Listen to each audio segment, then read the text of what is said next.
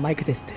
평범한 직장인이 꿈꾸는 소득으로부터의 자유. 난 꼭 소득 자유를 얻어 항상 철없고 게으른 어른 게으른이로 살 테야. 안녕, 반가워. 게으르냐. 이번 영상에서는 김치코인 땡땡은 세계 1등 AMA 하드포크가 뭐야와 관련된 이야기를 나눠볼까 해.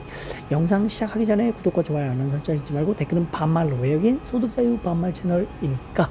자, 오늘은 제목을 김치코인이라고 했는데 벌써 반감 가진 형들이 있을 거예요. 김치코인은 우리 권또라이 권도 형이라는 그 사기꾼 놈이 사기를 쳐서 한국 전체 코인 시장을 쑥대밭으로 만들었지. 정말. 그리고 그것 때문에 돈을 잃은 마음 아픈 형들이 굉장히 많지. 자, 그런데 왜 내가 여기서 김치코인이라고 붙였냐?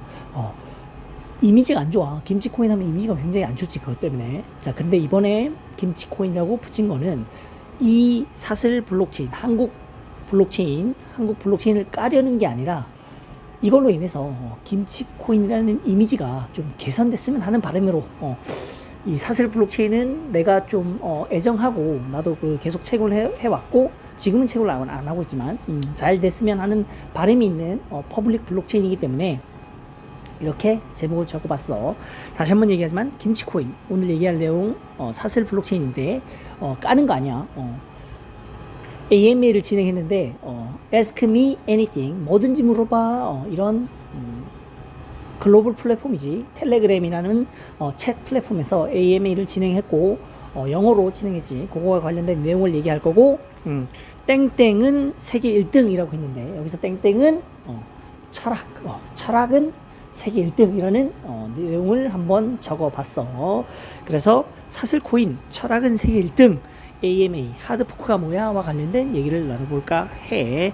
먼저 AMA 내용을 같이 보고 내용을 한번 모르는 형들이 있으니까 그걸 한번 내가 최대한 내 선에서, 나도 전문가 아니야, 비전문가야, 비전공자고 코딩은 잘 몰라. 하지만 개발을 했던 경험은 있어. 내가 하고 싶은 게 있어서 파이코인이지. 파이코인과 관련돼서 앱을 한번 개발했던 경험이 있고, 지금은 파이코인, 사슬코인과 관련된 앱을 개발 중에 있어. 기획하고 개발한 거 있지. 자, 먼저 그 내용 볼게. AMA 내용. AMA는 어제, 그러니까 28일이지. 28일 한국 시간 기준으로 11시에 진행이 됐어. 그리고 뭐 UTC 기준 2시 진행을 했는데 밤늦게까지 내가 그걸 텍스트 여기 써 있지. 텍스트 AMA야. 텔레그램 우리 한국으로 예를 들면 카카오톡 단톡방에서 사슬 블록체인 부대표가 나와서 질의응답을 한 거지. 그리고 주최자는 크립토파이라는 크립토 관련된 인플루언서 계정인 것 같아. 거기서 AMA를 진행했고, 이번이 2회차야. 1회차에도 내용이 있었고 2회차 내용이고, 정말 AI가 정말 미친 게 GPT가 해석하고 요약을 다 해줬어. 그래서 그 내용을 같이 한번 볼게. 정말 미친 것 같아, AI. 자, 그래서 하지만 내가 강조하고 싶은 건 뭐냐면 DYOR이고 제로 트러스트. 스스로 공부 많이 해보고 아무도 믿지 말자. 여기서 지금 사슬 블록체인 부대표 형이 나와서 얘기한 것도 한번 의심해보고, 100% 믿지 말고 한번 의심해보고 또 스스로 공부를 많이 해보자는 얘기를 하고 싶어. 그래서 여기서 나온 내용도 참고만 하고 항목 궁금한 게 있으면 더 찾아보고 스스로 질문하고 공부하자고, 아무도 믿지 말자는 얘기를 하고 싶어. 왜냐하면 나는 내 스스로 여기 그 이재인 부대표 형이 나와서 조금은 장밋빛 미래가 그려지는 그런 얘기를 한 부분이 보이거든. 그래서 그것도 100% 믿지 말자라는 얘기를 해주고 싶어. 왜냐면 뭐 계획이라는 게 틀어질 수도 있는 거고, 그리고 뭐 세상에 진짜 의심을 하면 할수록 내 소중한 자산을 지킬 확률이 좀 더 높은 것 같아. 물론 이렇게 의심을 하면 할수록 큰 기회도 오지 않을 수도 있겠지. 하지만 이게 내 스타일이라는 점. 그러면 내 스타일은 이러니 형들이 스타일이 만약에 의심을 안 하는 스타일이다, 그러면 내 것도 참고를 조금만 해서 리스크를 좀 최소화하는 방안이 좋지 않을까라는 생각을 해. 자, 전체 내용을 일단 요약을 하면, 이번 AM에서 사슬은 자신들이 지향하는 블록체인의 철학을 명확히 밝혔다. 여기 철학 얘기 나오지. 왜 요약을 GPT가 이렇게 했느냐? 맞아. 그냥 자신들의 철학이 이렇다. 우리는 이렇게 간다. 현재 트렌드가 뭐든, 현재 트렌드가 이 방향이어도 우리는, 비트코인의 철학을 그대로 계승해서 그 방향이 맞다고 생각해서 그 방향으로 갈 거다. 누가 뭐라든 난 그 방향으로 갈 거다. 협업하려는 업체도 이런 방향이라면 우리는 함께 할 의향이 있다라고 철학을 정확하게 제시를 했지. 사슬은 레이어 2 사이드 체인, 오프체인 같은 타협적인 확장 방식을 거부하고 단일 메인넷에서 모든 서비스를 완전히 탈중앙화된 방식으로 처리할 수 있는 3세대 블록체인을 목표로 한다라고 했어. GPT 요약 내역이야. GPT 요약 내역. GPT도 이렇게 느낀 거지. 자, 요즘 트렌드가 뭐야? 처음에 1세대 비트코인이 나왔을 때, 저거 뭔가 세상을 바꾸는 기술인데 라고 생각해서 비탈릭 부텔이라는 천재 개발자가 이더리움을 만들었지. 비트코인과 유사한 파워 방식, 작업 증명 방식을 이용해서 스마트 컨트랙트라는 기술을 추가한 거지. 자, 이 스마트 컨트랙트라는 놈이 요게 참 이게 요 놈이 진짜 말이 많아. 탈도 많고. 요게 스마트 컨트랙트라는 요 기능 때문에 토큰이라는 것도 생성되고 NFT라는 것도 생성이 되고, 현재는 지금 뭐 스테이블 코인, 핫한 스테이블 코인, 핫 이슈, 코인계의 핫 이슈는 이더리움이 나오고 나서 비트코인 제외하고는 다 가져갔어. 이더리움이. 그러면서 뭐 레이어 2라는 것도 나오고, 뭐 JK 롤업 등등, 뭐 여러 가지 포스, 지분증명 등등, 핫한 키워드들은 다 이더리움이 가져갔지. 그런데, 그 방향이 레이어 2, 사이드 체인, 오프체인 이런 게 다 뭐냐면, 비트코인의 철학을 계승한 게 아니야. 비트코인의 확장성 문제, 속도가 좀 느리다. 이 속도가 느리기 때문에 더 확장을 못해 시장을. 더 많은 사람들이 쓰게 못했어. 그래서 이더리움이 그걸 해결하기 위해서 뭐 사이드 체인이나 레이어 2 이런 거를 계속 뭐 관련된 기술들을 이더리움과 관련된 체인들에서 많이 나오고 있었지. 자, 그런데 사실은 아니다. 비트코인 철학을 따라야 된다. 메인넷 그대로 유지하면서 속도도 해결할 수 있다라는 철학으로 개발한 게 사슬 블록체인이지. 자, 이쯤 되면 이게 맞다면, 사슬 블록체인 아티프렌즈 팀의 주장이 맞다면 김치코인이라는 말이 이제는 부정에서 긍정으로 바뀔 수도 있겠지, 그지? 검증은 형들이 한번 해봐. 소스 코드를 좀 내가 좀 코드를 좀 친다. 그런 형들은 사슬 블록체인 노드를 다운로드 받으면 노드 안에 사슬 블록체인 코어 소스 코드가 있으니까, 오픈돼 있으니까 잘 그걸 분석을 한번 해보고 얘기를 더 나눴으면 좋겠어. 그거에 대해서 더 얘기를 하고 싶으면. 하지만 나는 그걸 검증할 정도는 안 된다. 그 소스 코드가 어디 들어있는지는 나도 열 정도는 되는데, 그거를 어느 정도 분석할지는 내가 기술이 안 돼. 그 정도.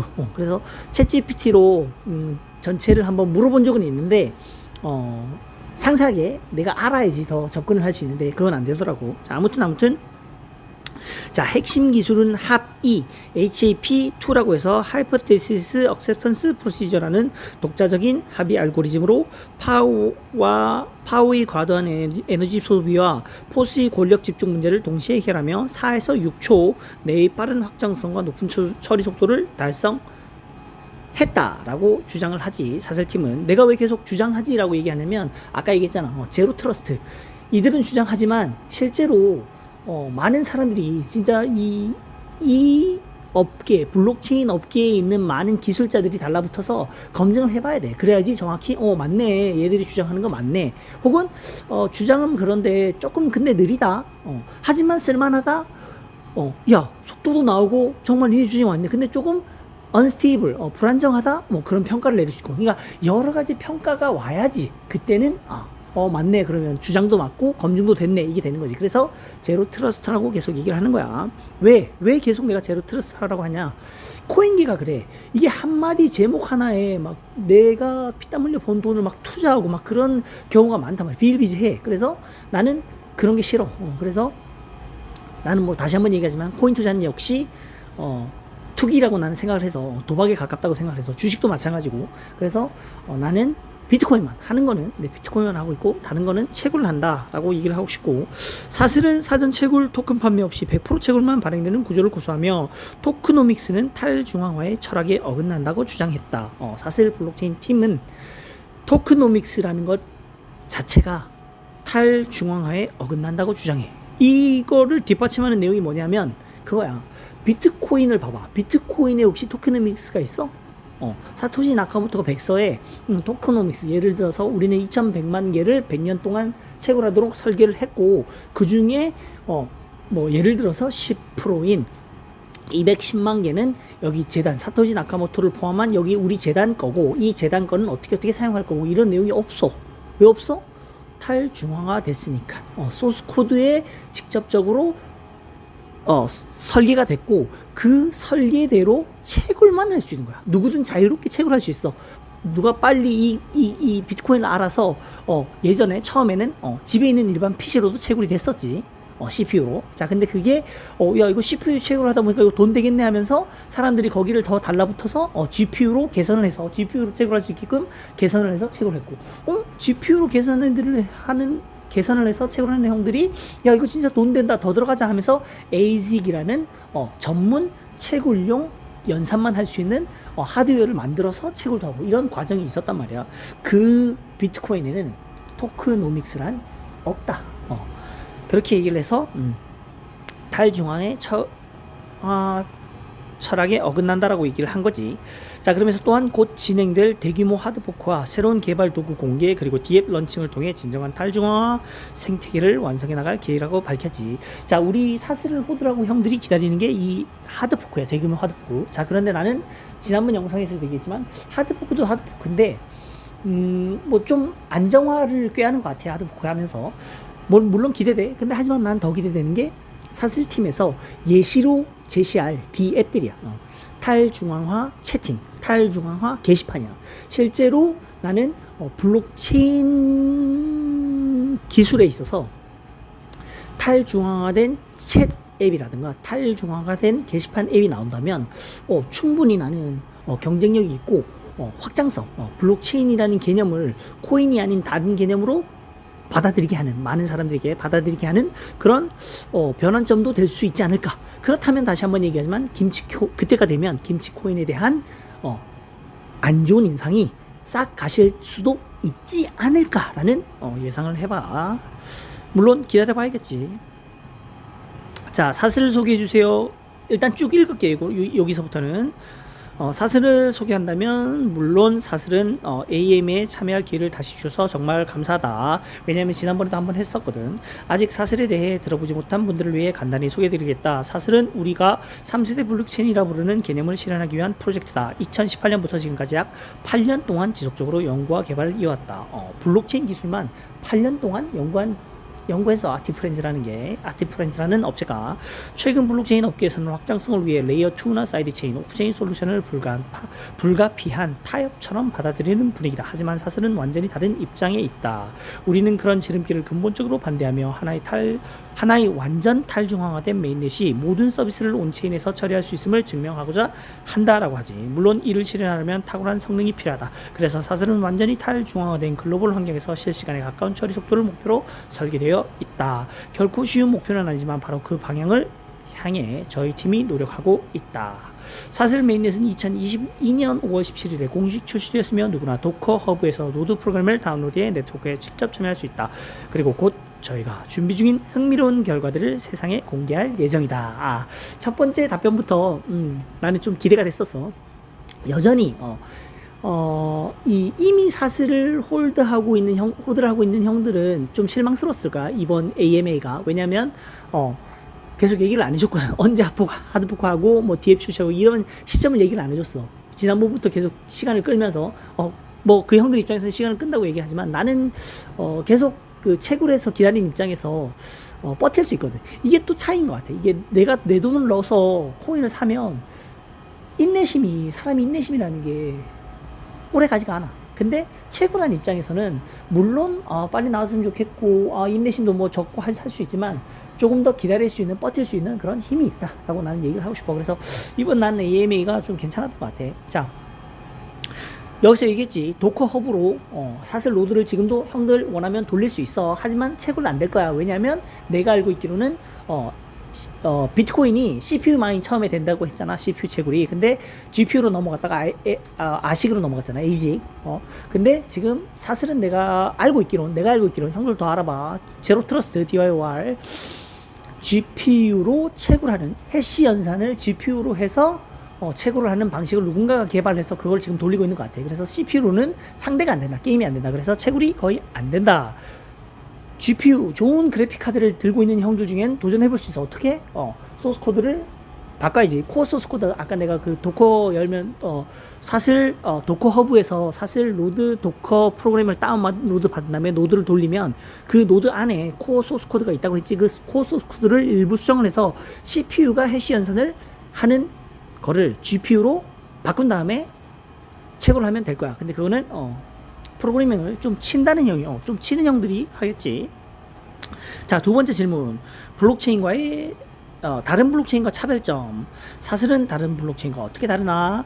좋은 질문이야. 사실 이건 정말 자주 받는 질문인데 가장 큰 차이점은 사실은 완전한 탈중앙화를 유지한 채 단일 메인넷 위에서 작동한다는 점이야. 사이드 체인이나 레이어 2 오프체인 시스템이 의존하지 않지. 요즘 많은 블록체인들이 탈중앙화를 주장하지만 실제로는 중앙화된 밸리데이터나 선채굴 토큰 혹은 외부 레이어에 의한 확장성을 유지해. 그래서 사실은 그런 접근과는 완전히 달라. 우리는 비트코인과 같은 철학에서 출발했다. 철학 얘기 또 나오지? 결국은 김치코인. 철학만은 세계 1등이야. 사슬 블록체인이. 뭐 다른 철학을 다른 김치코인을 알고 있는 형들이라면 뭐 추천도 좀 해주고 나한테 좀 알려줘. 나는 솔직히 찾아봤는데 사슬 블록체인 만한 철학이 아직은 못 봤어. 그리고 퍼블릭 블록체인도 없더라고. 실제로 이렇게 코어 소스 코드가 공개가 돼서 노드를 돌리는 누구나 코어 소스 코드를 들여다볼 수 있게 하는 체인은 아직은 못 봤어. 즉 성능을 위해서라도 탈중앙화는 절대 희생되어서는 안 된다는 거지. 이를 위해 사슬은 독자적인 이중 체인 구조를 도입했다고 해. 리소스 체인과 공정한 분배. 리소스 체인에서는 작업 증명 파워라는 메커니즘을 사용하지. 비트코인이 사용했던 거. 자, 그리고 메인 체인에서는 사슬만의 합의 알고리즘 합이 HAP-2로 구동된다고 하지. 이 구조 덕분에 사슬은 4에서 6초 내 거래 확정 파이널리티야. 파이널리티. 우리 비트코인이 파이널리티가 60분이야. 1시간. 왜냐하면은 이게 약간 뭐지? 비잔틴 장군 폴트인가? 그게 약간 뭐라고 해야 되지? 약간 넘사벽 수준의 문제야. 그 문제를 해결하는 그 용도로 사용하는데 그게 비트코인이 10분에 한 개씩 블록을 생성하든. 근데 그 10분에 한 개씩 블록이 총 6블록이 인정이 된다면 그 체결은 믿을만 하다. 뭐 정확도가 90 몇 점 이렇게 가서 그때 논문을 잠깐 읽었었는데 지금 기억이 안 나. 아무튼 6블록이 쌓여야 비트코인은 확정이 돼. 그게 파이널리티야.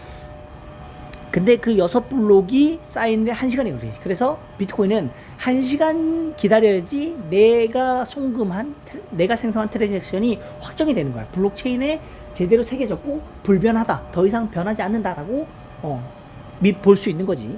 자, 그런데 이거는 사실은 4에서 6초 내에 거래 확정이고 8천에서 아까 파이널리티가 뭐라 했지? 파이널리티 어디에 있었지? 4에서 6초 내에 거래 확정. 비트코인은 1시간 내에 확정되는데 사실은 4에서 6초 내에 거래 확정이 된다. 자, 그리고 800에서 1000 TPS의 속도를 달성한다. 자, 여기 TPS 트랜잭션 퍼 세컨인데 1초에 800에서 1000건을 처리한다고 하는데 이게 중요한 게 아니야. 더 중요한 거는 파이널리티야. 왜냐면 진짜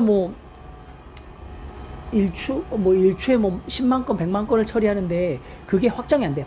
파이널리티 확정이 안 돼. 요건 좀 더 심오한 내용이라서 요건 나중에 필요하면 별도로 다룰게. 궁금한 형들이 있으면 질문을 하든 해줘. 자, 넘어갈게. 아무튼 완전히 개방된 공정한 네트워크를 유지하고 사전 판매, 토큰 할당도 중앙 권한도 없다. 유통 중인 모든 토큰은 투명하게 퍼블릭 네트워크에서 체결된 것이다. 요약하자면 사실은 탈중앙성과 성능이 공존할 수 있음을 증명하기 위한 순수한 블록체인 설계의 상징이다 라고 얘기하지. 철학절지. 자, 핵심 기술 및 합의 알고리즘. 사슬의 핵심 기술이나 합의 메커니즘에 대해 더 자세히 알려줄 수 있나? 요거는 그냥 넘어갈까? 요거는 상세한 거라서 좀 넘어갈게. 자, 실제 활용 사례. 사슬의 기술이 실제로 적용된 사례가 있나? 곧 실현될 사용처가 있나? 라고 물어봤는데 사슬팀은 솔직히 얘기하자면 여기서 솔가 나왔지. 솔가. 아마도 다단계 코인 하는 형들이라면 이런 얘기를 잘 못 들어봤을 거야. 야, 이 코인 정말 좋아. 이 세 개를 주무르고 평정하고 나중에 가치가 100원, 200원, 1000원, 만원, 10만원 된다고 상상을 해보세요, 여러분. 이러면서 지금 100만원만 투자하면 1000배, 10,000배 받을 수 있으면 이런 얘기만 하는 게 다단계 코인인데 사실 블록체인 팀에서는 솔까 하면서 얘기를 했어. 솔까. 근데 다시 한번 얘기하지만 DYOR 제로 트러스트 믿지 마. 솔까 해도 사기칠 수 있어. 하지만 제로 트러스트 DYOR 해서 많이 공부를 하고 아무도 믿지 않는다면 다시 한번 얘기하지만 리스크를 최소화할 수 있다라고 얘기를 하고 싶고, 하지만 그럼에도 불구하고 코인 하는 형들 중에, 코인을 만드는 형들 중에, 퍼블릭 블록체인을 한다는 형들 중에, 한국에서 블록체인을 좀 다뤄봤던 형들 중에 솔까하고 얘기하는 사람은 많지 않다라고 나는 생각을 해. 자, 그래서 사슬팀이 솔까 아직 대규모 상용화 사례는 없다. 하지만 이미 사용 가능한 것과 준비 중인 것들이 있다라고 얘기하지. 그중 하나가 가디, 저희 공식 첫 앱이다. 가디라는 앱이 단순한 잔액 확인이나 송금 도구가 아니다. 누구나 직접 NFT를 생성할 수 있는 기능을 제공한다. 맞아. 가디 앱을 깔면 NFT를 내가 생성할 수 있어. 즉 NFT를 만들고 블록체인 위에 내 데이터를, NFT 데이터를 올릴 수 있는 거지. 자, 그리고 NFT들은 투기나 시세 거래용이 아니다. 사슬에서 NFT는 데이터의 기록 자체를 의미한다. 이더리움이나 다른 체인에서는 IPFS, 알트코인계의 대장 이더리움도 IPFS를 써. 이게 IPFS는 뭐냐면 인터플래네터리 파일 시스템인가 해가지고 분산화된 데이터 시스템인데 블록체인이 아니야 이건. 그래서 보통 IPFS에 내가 이미지를 저장을 하고 그 이미지 주소를 따와서, 예를 들어서 이거지. 내가 www.naver.com/게르니.image1이라고 네이버에 올린 다음에 그 주소를 블록체인 위에 올리는 거야. 그게 IPFS를 통한 NFT. 여태까지 우리는 그걸 봤어. 즉 블록체인 데이터 위에 실제 데이터를, 이미지 데이터를 안 올려. 주소만 올리는 거야. 그러면 실제 원본 이미지가 없어지면 어떻게 되지? 이 NFT는 무용지물이 되는 거지. 현재는 그래, 여태까지는. 자, 하지만 사실은 그게 아니라는 거지. 문서, 이미지, 오디오, 영상 등 원본 파일을 직접 블록체인에 저장한다고 해. 즉 누구나 사진을 찍거나 영상을 녹화해서 즉시 NFT를 발행하여 온체인에 영구 보존을 할 수 있다고 하지. 이 IPFS는 아마 일론 머스크 형도 그렇게 얘기했을 거야. NFT가 한창 호황일 때 NFT 역시 ERC720인가 이더리움 이더리움 리퀘스트 리퀘스트 ERC 이더리움 리퀘스트 기억 안 나. 아무튼 ERC720이라고 해서 표준이야. 이더리움 네트워크의 개선 표준이야. 그래서 그 720에 의해서 NFT가 생겨났고, 그 NFT가 한창 호황일 때 일론 머스크가 그런 트윗을 남긴 적이 있어. IPFS를 쓰는 NFT는 가짜다. 블록체인 위의 데이터가 아니다. 온체인 데이터가 아니다. 온체인에서 NFT 이미지를 저장할 수 있어야만 진정한 NFT다라고 얘기했던 적은 있어. 자, 그거를 사슬팀은 해결했다고 주장하고 있는 거지. 자, 이것도 맞다면 당연히 김치코인에 대한 이미지가 개선되는 그런 시기가 되는 거지. 실제 사용성을 위해서 성능이 중요하며 이 점에서 사슬은 강력한 잠재력을 가지고 있다. 물론 파워 기반 체인으로서 블록 생성 지연이나 합의 공백 같은 자연스러운 현상도 존재하지만 저희는 지난 1년간 이를 여기 얘기했지. 파워 기반 체인으로서 블록 생성 지연이나 합의 공백 같은 자연스러운 현상이 존재해. 현재도 사슬 코인을 호들하고 있는 형들이라면 사슬 코인을 주고받다 보면 딜레이 되거나 불안정한 그런 모습이 보일 거야. 그게 여기서 지금 얘기하는 거지. 솔까 파워 기반 체인으로서 블록 생성 지연이나 합의 공백 같은 자연스러운 현상도 존재하지만 저희는 지난 1년간 이를 개선해왔고 곧 매우 안정적인 속도를 달성할 것으로 기대한다. 곧 있을 하드포크에는 안정적으로 속도가 개선되는 그런 현상이 있을 거다라고 얘기를 하는 거, 주장하는 거지. 또 하나, 제품 인증 프로젝트 준비 중이다. 자, 이 부분이 내가 조금 설레게 했던 부분인데, 아직 NDA 때문에 자세히 밝힐 수 없지만 의미 있는 사례가 될 것으로 보인다고 하지. 제품 인증 프로젝트라고 하는데 이게 왜 아직 NDA 때문이라고 했는데 이 NDA가 뭐냐면 Non-Disclosure Agreement라고 해서 비밀 유지 협약이야. 이게 뭐냐면 회사 간 어떤 사업을 준비하는데 NDA 서약을 해. 왜? 양측에서 누군가 우리가 개발하고 있는 프로젝트를 흘리면 안 되잖아. 이거 흘리면 지금 새로 개발하고 있는데 프로젝트가 망가질 수도 있잖아. 그지? 그래서 NDA 때문에 아무 얘기도 못 한다. 즉 사슬 프로젝트 팀은 어떤 협력업체인지는 모르겠지만 어떤 회사랑 회사겠지. 회사 대 회사니까 회사 대 회사의 NDA를 체결하지. NDA 때문에 얘기할 수 없지만 즉 사슬 블록체인은 어떤 회사인지 모르겠지만 어떤 프로젝트를 진행 중에 있다. 의미 있는 사례가 될 것으로 생각한대. 다만 프로젝트는 언제든지 중단될 수도 있기 때문에 저희는 보여줄 수 있을 때만 말하려고 한다. 요 부분이 좀 애매해.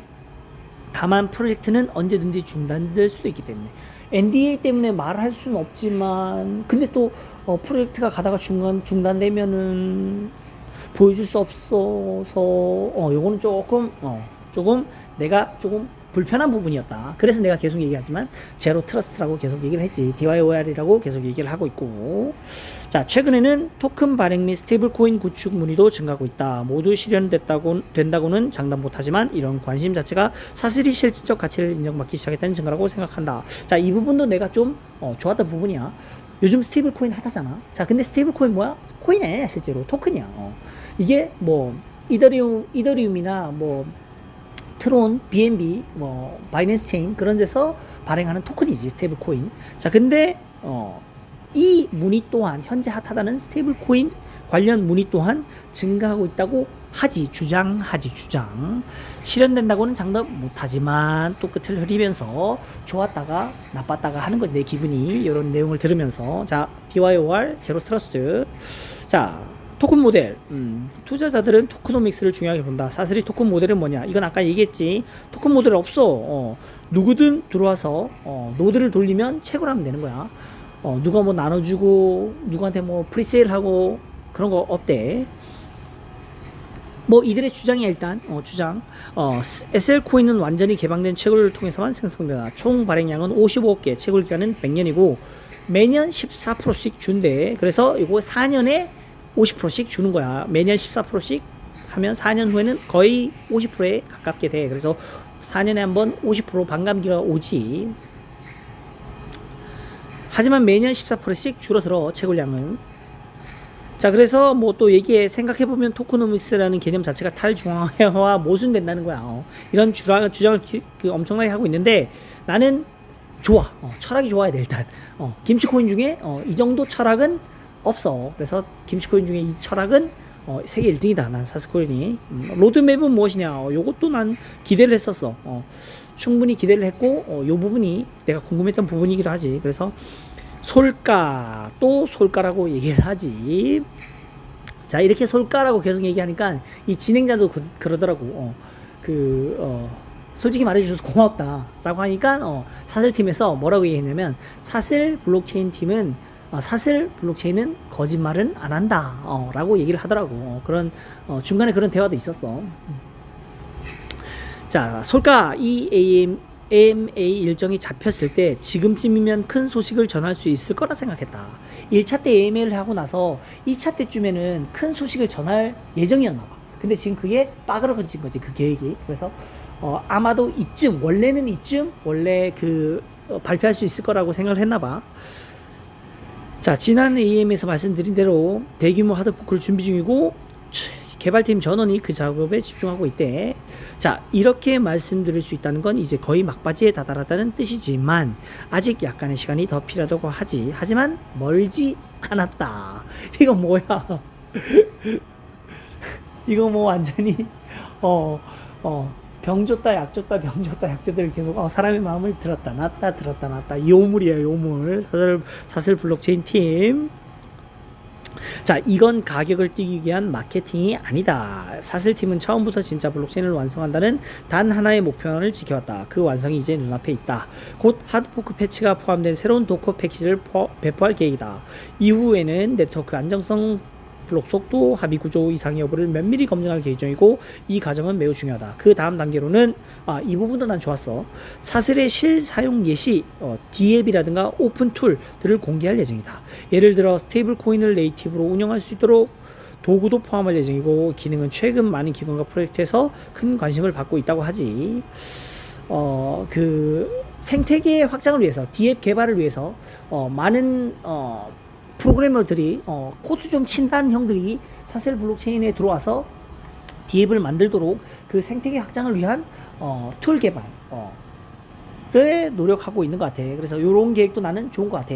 실현만 된다면. 자, 그래서 하드포크가 완료되면 이 부분 메신저나 탈중앙 게시판 출시할 계획이래. 탈중앙화된 메신저 게시판 좋지. 이런 거 나는 기대가 돼.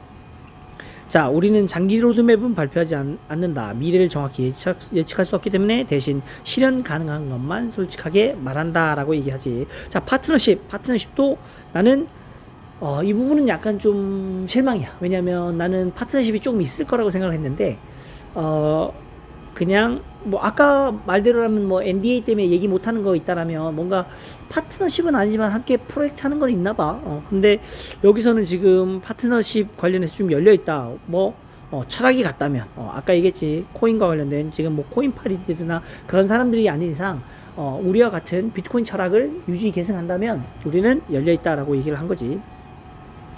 개발자 및 스타트업 참여, 개발자나 스타트업이 사슬 위에서 서비스를 구축하려면 어떻게 해야 되냐라고 하니까 이미 npm 패키지, 노드 패키지 매니지먼트, 노드 맞나? 노드 패키지 매니지먼트 맞나? 아마 그럴 거야. npm이라고 해서 개발자들은 알 거야. 자바스크립트를 공부한 형들이라면 알지 npm. 자, 그런 개발 관련된 패키지들이 이미 나와 있고 독스, 문서도 제공하고 있지. 이 자료를 통해서 쉽게 사슬 앱이나 서비스를 통합할 수 있대. 예를 든 게 이거야. 비트마트 거래소도 이 자료를 활용해 사슬 위에 시스템을 구축했다라고 하지. 나 요거 비트마트 상장된 것도 내가 다시 한번 좀 얘기하려고 했는데 그거야. 보통 코인 상장은 코인을 상장하려고 시도하는 프로젝트 팀이 먼저 막 공지하고 사전에 뿌리고 막 이렇게 사전에는 안 되지만 막 내용 뿌리고 막 이렇게 막 열렬히 막 이렇게 홍보하고 한다. 근데 사슬은 조금 달랐어. 뭐가 달랐냐면 지금도 뭐 X 계정에서 가서 보면 있을 건데 마치 비트마트에서 좀 더 적극적으로 사슬을 상장시키기 위해 노력한 듯한 뉘앙스로 자꾸 글을 쓰더라고. 그래서 나는 100%는 아니지만 제로 트러스트 DYOR 내 생각에 비트마트 팀에서 사슬에 조금 더 접근해서 상장을 시킨 게 아닐까라는 그런 추측도 한번 해봐. 하지만 그 내용대로 지금 사슬 팀에서도 그렇게 지금 유사하게 얘기를 하잖아, 그지? 예를 들어 비트마트 거래소도 이 자료를 활용해서 사슬 위에 시스템을 구축했다고 하잖아, 그지? 앞으로 공개될 오픈 도구와 D앱 예시들이 추가되면 진입 장벽은 더 낮아질 거다. 오픈 도구라는 게 나오면 곧 하드코어와 함께 나오겠지. 그러면 더 진입 장벽이 낮아질 거다. 왜냐하면 일부 개발자들 중에서 이런 게 중요하거든. 이더리움 생태계가 왜 늘었냐? EVM이라고 이더리움 버추얼 머신이라고 그런 생태계가 솔리디티라는 새로운 언어를 하고 개발 도구가 좀 좋아. 그래서 개발자들이 쉽게 접근할 수 있다고. 개발자들이 쉽게 와야지. 예를 들어서 안드로이드도 마찬가지야. 우리 처음에 안드로이드나 iOS가 나왔을 때 어떻게 이 생태계가 확장됐지? 앱 개발자들이 많이 와서 새로운 앱을 막 개발하고 막 하면서 생태계가 엄청 확장됐다고. 그래서 중요한 거야. D앱 확장 개발을 쉽게 할 수 있도록 만들어주는 거. 자, 우리는 개발 친화성과 접근성을 무엇보다 중요하게 생각한다. 탈중앙화가 모두가 참여할 때만 진짜가 되니까 조금만 더 기다려 달라고 하지. 곧 사슬 위에 구축하는 일이 지금보다 훨씬 쉬워질 거라고 얘기를 하지.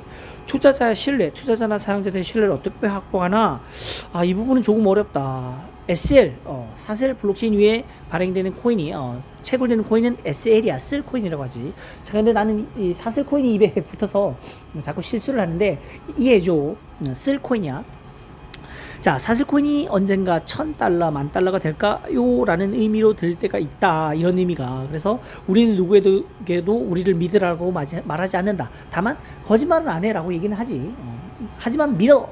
100불과 1000불과 생산을 해보세요. 지금 100만원 넣으면 1년 후, 2년 후 상장되고 어디 상장되고 하면서 1000배, 10,000배 가면 와 이렇게 설명은 안 한다고 하지. 사실은 우리가 실제로 만들어낸 것을 직접 봐라. 직접 보고 판단해라. 아까 얘기했지. 코어 소스 코드 사슬 로드를 받으면 그 안에 다 나와 있다. 자, 커뮤니티 참여 마지막 10번째 질문이야. 커뮤니티 참여나 정보를 얻으려면 어떻게 해야 되냐? 라면 뭐 단톡도 있고 텔레그램도 있고 등등 얘기를 하지. 자, 오늘은 여기까지 할게. 사슬 코인 내가 최애하는 코인 중에 하나지. 왜냐하면 얘기했지만 파이 코인을 처음 접했고 파이 코인으로 나는 코인 세계를 입문하게 됐고 그 다음 비트코인을 알게 됐고 그 다음 뭐 이더리움 그 다음 사슬코인을 알게 돼서 채굴하고 그래서 첫 채굴 코인이 사슬코인이야. 그래서 애정이 가지 파이코인과 함께. 그래서 사슬이 잘 됐으면 좋겠고 다시 한번 얘기하지만 여기 사슬 팀에서 이재인 부대표 형이 좋은 얘기 뭐 좀 씁쓸한 얘기 등등 여러 가지를 했는데 다시 한번 얘기하지만 주장이야. 그들의 주장. DYOR 제로 트러스트 아무도 믿지 말고 스스로 공부 많이 해서 위험을 최대한 줄이는 방법을 선택을 하자라고 나는 얘기를 해주고 싶어. 자, 오늘 여기까지 할게. 영상 좋았다면 구독과 좋아요 알람 설정 잊지 말고 댓글은 반말로 외우긴 소득자유 반말 채널이니까 수고.